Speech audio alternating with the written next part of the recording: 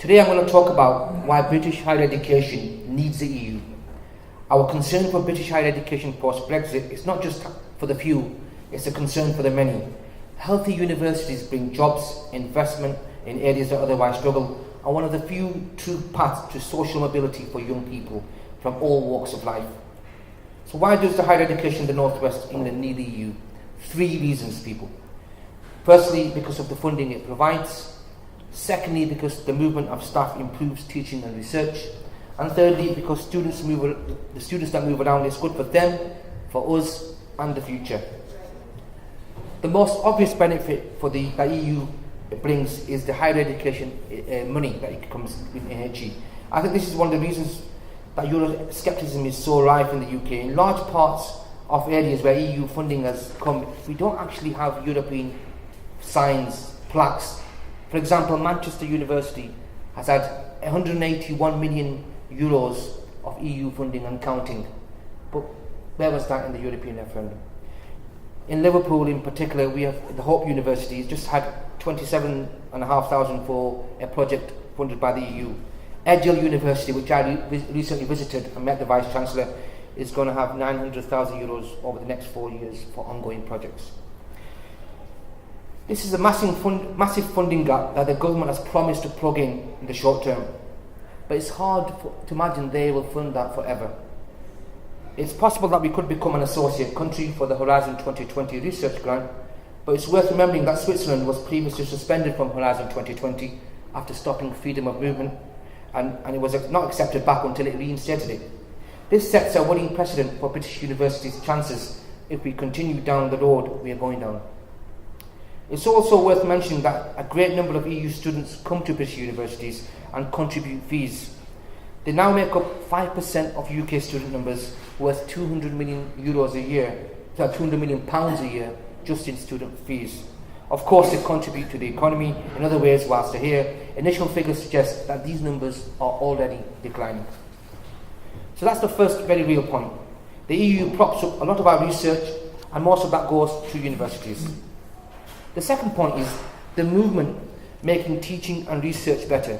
A 2016 study found that research which involved substantial collaboration with international partners has 50% more impact than research just originated from one single country.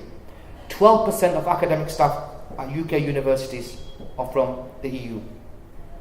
Of course, Brexit wouldn't end research and mobility entirely, and it's perfectly possible that we could have some sort of a generous visa system for higher level academics. But as a former lecturer, I can speak to the fact that we can provide better education for our students when we can freely invite lecturers from other European countries as guests or staff, bringing complementary perspectives which make a massive, if difficult to measure, difference. My third point, student mobility. This is truly a wonderful thing. Students benefit from Erasmus exchange programs. We see around 10,000 British students study at EU universities through the scheme each year, and a similar number vice versa. The benefits of this are hard to quantify, but take for example that there are supposedly over 1 million Erasmus babies who will benefit from 2 cultures and live rich, multicultural lives. Also, perhaps more convincingly, there is evidence that students who study abroad are 50% less likely to experience long-term unemployment. No wonder young people voted so strongly in favour of Remain. When we talk about the importance of the EU to higher education, we can't talk about universities and research funding in isolation. This is more than research grants. It's about how our membership of the EU promises wider investment, multiculturalism, the broadening of young people's horizons. All of these things have played an indirect but vital role in the UK's advancement of access to higher education, to arts and culture, to research and academia, to all those things that make the UK such an incredible country to study and to innovate in. In that context, it isn't enough to crash out of the EU and then scramble for third-party access to a few research associations.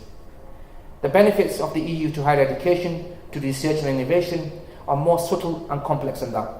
And the only solution that will return all these benefits is to remain a member of the European Union. I guess you knew, as a politician, when you invited me, that I'll have my own personal stake on this. So here's my shameless plug. Let's back a final public vote on the deal. Back the people's vote. Contact your MP. Tell them you support it. Sign the petition. Tell your friends. Go on some marches. Now is the time to put real effort in. This isn't about rehashing the same arguments we had in the run-up to the referendum. We have to listen to Leave voters. We can't just go through the same motions as last time.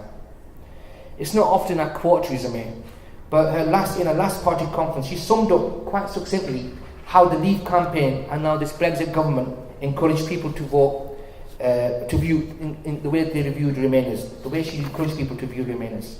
And she said, I quote, "They find your patriotism distasteful, your concerns about immigration parochial, your views about crime illiberal, your attachment to your job security inconvenient. They find the fact that more than 17 million voted to leave the European Union simply bewildering. Because if you're well off and comfortable, Britain is a different country, and these concerns are not your concerns." This is Theresa May's words. They cast those that oppose Brexit as the liberal elite. They took the very idea and the use of the word patriotism and they redefined it, so that Remain supporters and internationalists could never fulfill that definition. And then they said, look at them, they're not one of us. And if I had to pinpoint one reason why we lost the referendum, that would be it. So we can't fall into that trap again. We have to be positive in our message on higher education, on business and trade, on research. It's not that we don't believe in Britain, but we know how great we can become as part of a reformed European Union. Just to finish off, ladies and gentlemen, driving around the east and south of Europe, you can see construction projects with EU flags on them because they're literally building roads in some countries. Right here in Liverpool, you can see that same EU flag on regeneration projects. The EU was right at the heart of this city for the capital of culture. Years before that, in a decade of negative economic growth, it wasn't the Conservative government that was supporting Liverpool. It was the European Union that kept it from Thatcher's ministers' plans for managed decline. Liverpool is now one of the greatest cities in the world. We cannot tell the world we are closed for business. We cannot tell our brightest minds that they are now isolated from a global community of research and innovation, that some of our greatest collaborative achievements are now behind us. We've got a lot to do, ladies and gentlemen. So let's get going. Let's campaign for a people's vote. Thank you very much indeed.